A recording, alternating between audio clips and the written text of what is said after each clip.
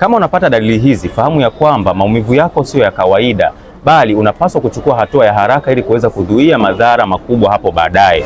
Dalili ya kwanza ni kupata hali ya stiffness ama kukakamaa kwa viungo wakati wa asubuhi unapotoka kuamka, na wakati fulani inakuwa inaambatana na inflammation, viungo vyako vinavimba.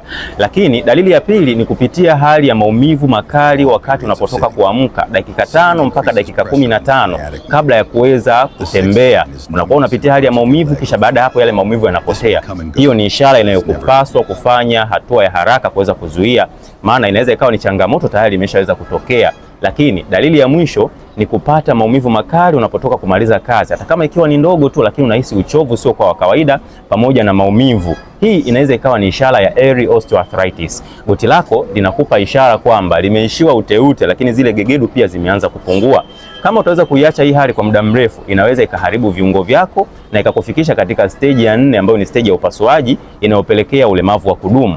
Unaweza kuwasiliana nami leo kwa sababu nina solution nzuri ambayo itakusaidia kwenda kurejesha afya zako za jointi na kuweza kuepukana na madhara makubwa hapo baadaye. Karibu leo, namba yangu iko bio, unaweza ukachukua namba hapo inayopita hapo chini ili tuweze kuwasiliana. Kama unapata dalili hizi, fahamu ya kwamba maumivu yako sio ya kawaida, bali unapaswa kuchukua hatua ya haraka ili kuweza kuzuia madhara makubwa hapo baadaye. Dalili ya kwanza ni kupata hali ya stiffness ama kukakamaa kwa viungo wakati wa asubuhi unapotoka kuamka, na wakati fulani inakuwa inaambatana na inflammation, viungo vyako vinavimba.